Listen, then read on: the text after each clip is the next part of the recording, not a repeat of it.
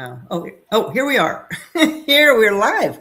We're live. Hey! Sometimes I have to push that button 3 times, but today it was only 2. So, yeah. Hi, Rachel. Hi, everybody. Welcome to Thursday, July 2nd. Rachel, we are into the second half of 2026. Yes, it's business quarter 3. You're in the second half of the year, which I love that concept of kind of if you think about your life in business quarters, even if you don't own a business or are a business person, it can kind of be like little mini resets, little mini New Year's resolutions. You know, you can kind of you capsule the year in 4 parts. It goes along with the seasons a bit, but more so kind of just thinking about, okay, if I just turned the page of the first half of the year and could close that chapter and now think of this as a refresh and a restart, rather than like I'm halfway through the year and I haven't done any of my resolutions, or I haven't completed anything, or I'm not there yet, or I don't feel like I've come as far as I should. Well, if this was the start of a new quarter, it's a blank slate. It's a fresh page. Yeah. And it's a great time to review and renew. Review and renew. Yeah. Review and renew. I love that. Right. Yeah. And Rachel, are you doing anything special for America's 250th birthday? Yes. Well, our neighborhood is always, quite the bomb zone. It's going to be very exciting. You and I are going to try out a fun yoga class tomorrow. Yes, we are. Yay. I'm very excited about that. And then on Saturday, we're going to get together with friends and family and celebrate. So what about you? What's coming up for you? Well, I had planned to go Salem Fairgrounds. They're having a nice tribute. They have tribute artists, and then they have their 10 o'clock big fireworks display. Yeah. And I said, I mentioned that I was going to do that to my son. He said, Mom, aren't you in bed usually at 10 o'clock? I was like, that's true. I mean, it's true. Fireworks show in the summertime, like in theory, it sounds great, but they have to wait till it gets dark. Yeah. And that's when I'm in my coffin at night. That's right. Like, yeah, it's, to stay up for a fireworks show, you have to be very committed and realize you're going to be suffering the next day a little bit on the sleep side. Yeah, right. So so I'm on the fence. So we'll see. But we're going to enjoy some time on the slough. Rachel, we have black Marion berries coming out our ears. So how fun. Yes, they're so delicious, and I'm excited because we've frozen a lot of them and we're giving some away, and Marion berries. And then our neighbors are very generous with their blueberries. So I know I'll be doing some blueberry picking this weekend. So you're set on the berries. On the berries. Berries in season. So good. Yeah. Right. Yeah. So we've been talking, we reintroduced a new topic last week, which is very timely because actually yesterday. Turns out. Yesterday. Yeah, July 1, I think Medicare has made some changes. I don't know how many hoops you have to go through or how much red tape there is, but according to, certain criteria, Medicare will cover some of these GLP-1s, which we talked about last time. And we wanted to, continue that conversation a little bit about the GLP-1s and maybe the difference between semaglutide and tirzepatide, right? Yeah. So we've talked about this new wave of medications. It's not brand new, but in the last, 10 or so years that have come onto the market first as medications for diabetes. And then, as it often happens when we use a medication, we see that a different space that it can be very useful in. And it looks like these are useful for the weight loss space too. They've entered lots of places, not just weight loss, but sleep apnea,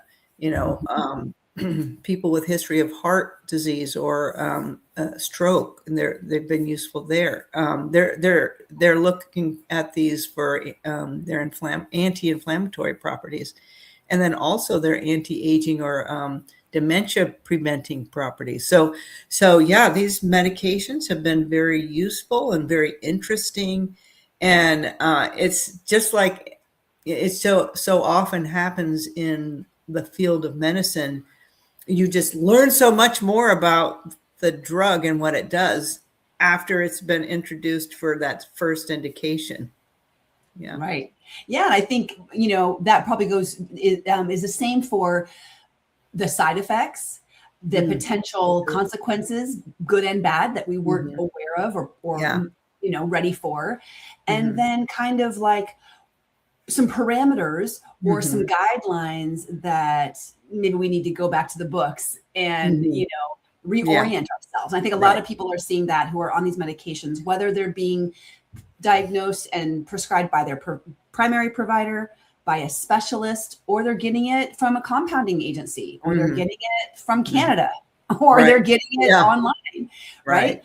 And that's really what we're trying to highlight and to really put a spotlight on with this entire GLP-1 series is, educate the population who's listening to this and is interested and curious about it, whether they're already on it or wanting to take it.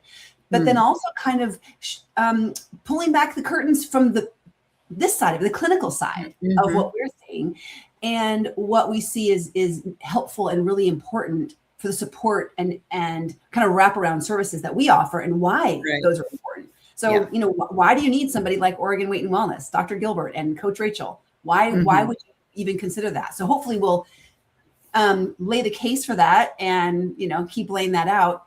So what would you say about these medications? What else would you say to kind of draw a differentiation between those two classes? So the semaglutide is in two forms, actually three now, but one is Ozempic or Rybelsus. Ozempic is an injectable, Rybelsus an oral medication. They're both semaglutide, and then and their primary indication is for type 2 diabetes. And then semaglutide in the form of Wegovy is indicated for weight management. And then also, especially if you've had heart disease or actually fatty liver. So, and that's different from tirzepatide. And tirzepatide comes under the name of Mounjaro for type 2 diabetes, and then Zepbound for weight management, and then also the indication of sleep apnea. So they're two different molecules, and although they're both in this class of GLP-1 agonists, they work a little bit differently. So semaglutide is an agonist of GLP-1, and tirzepatide is an agonist of GLP-1 and GIP. So one hormone over here, two hormones over here. They're both satiety hormones. So we have hormones that increase hunger, and then we have hormones that increase satiety. What's satiety? Meaning fullness. That feeling of fullness. So we have two different systems, and they're actually in our brain, connected to our gut. Also given instructions hormonally by our fat cells. And it's all about the body sensing and noticing that it needs certain nutrients and then energy, and how much energy is in storage. And so there's this beautiful, very complex feedback loop among multiple hormones in the brain, in the gut, in the fat cells. And they're all, they're supposed to be talking to each other. So, and sometimes that gets disrupted.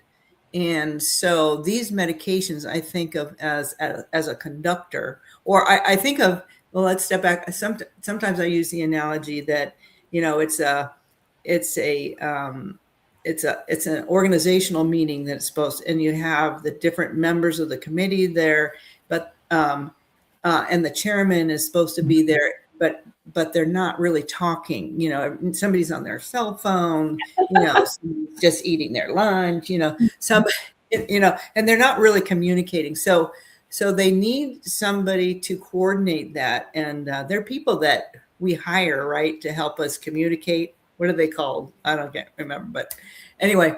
And so we hire this communicator or conductor of the orchestra to get everybody playing the same music on the same page at the same rhythm, in time. So, and that's what these medications are like. But so the Ozempic, Wegovy, those are agonists for the GLP-1, and it turns up the effect of that hormone in the brain.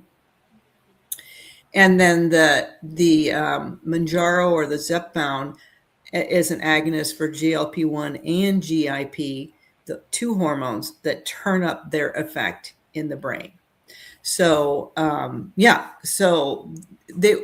it's interesting because some people respond to Ozempic better than Mounjaro, and other people respond to Mounjaro better than Ozempic. It's very interesting. Mm-hmm. I think, in a few years' time, we will have the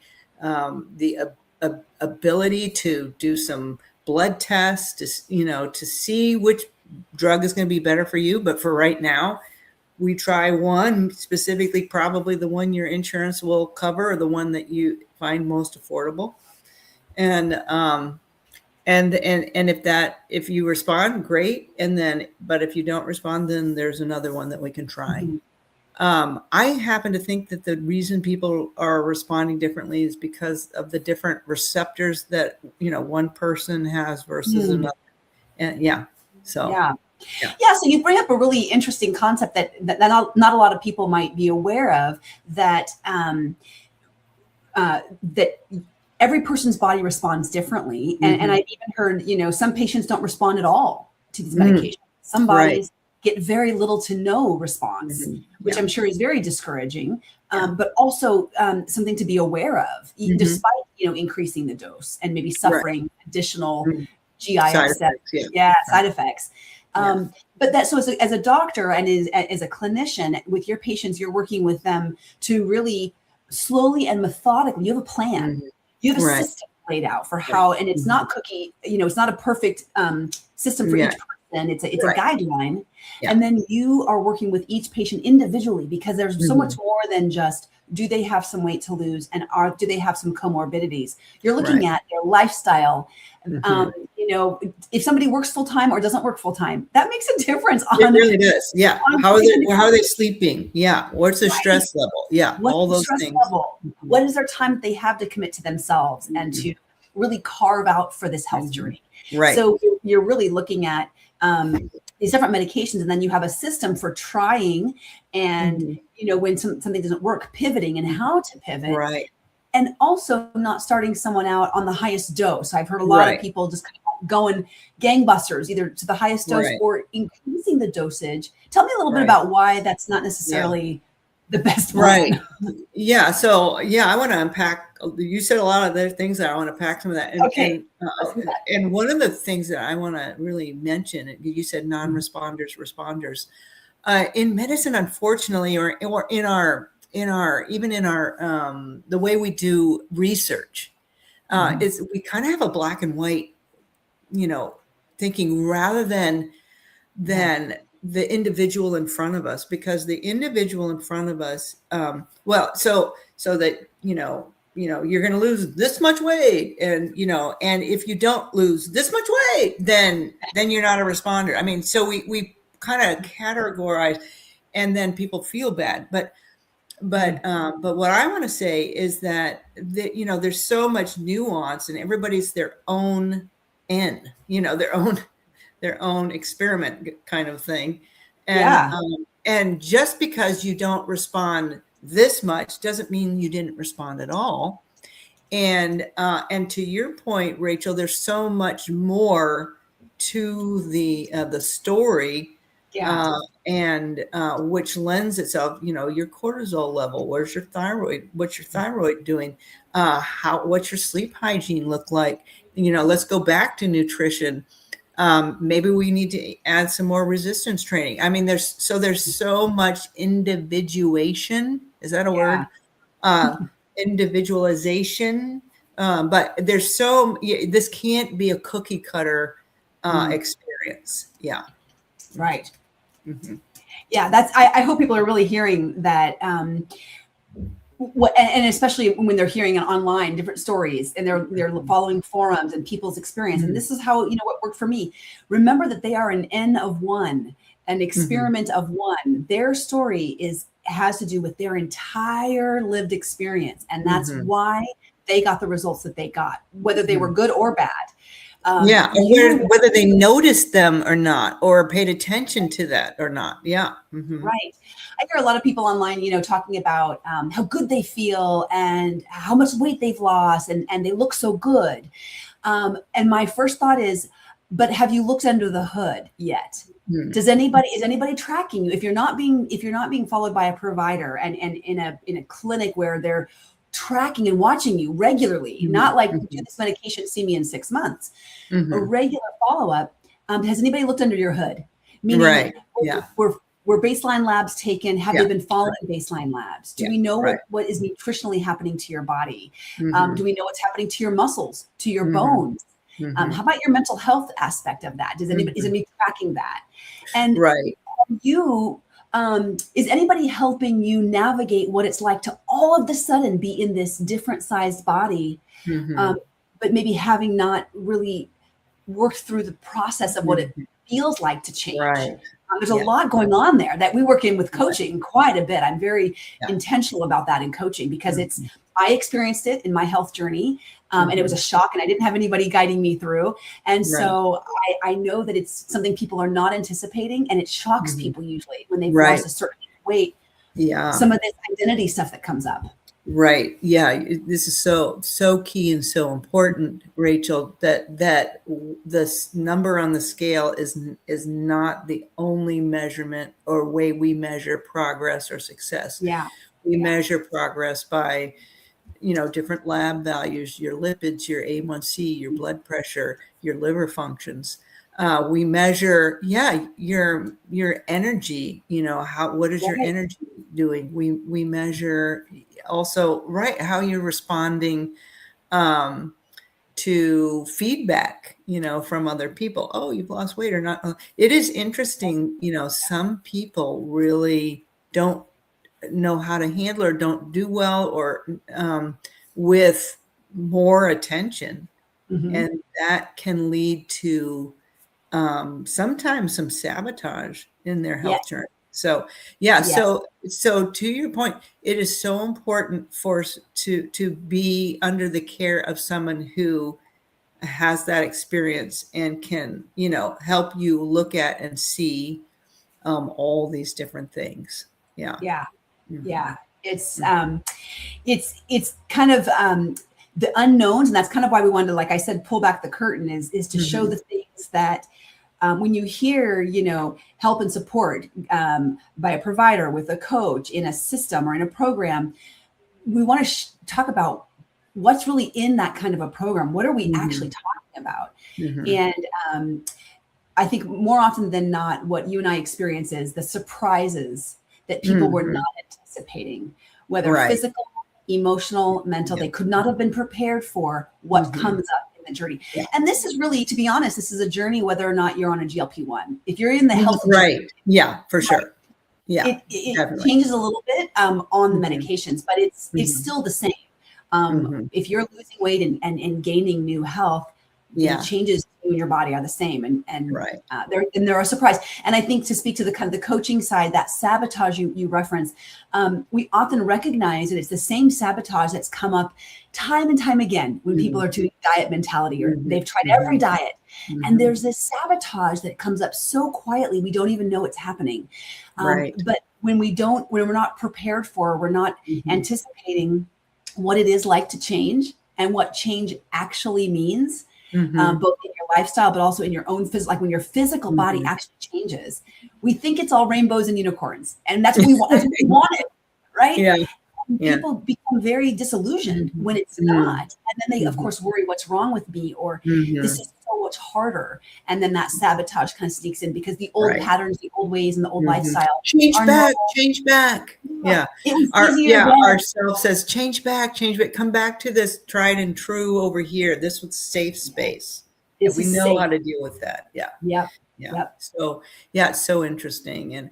And yeah, I just can't say the people, whether they are losing 10% of their body weight or 25% of the body weight, it's all good. And it's, can all be good. And in the comparison is not always really helpful. Yeah. Right. So, because everybody's on their own journey and they're making their own progress for themselves and what they need. And so it's that, I think it's just so important to highlight that. And versus, other things, there are algorithms and it's like, 23%. And if you're not at 23% by this time, so, right. Yeah.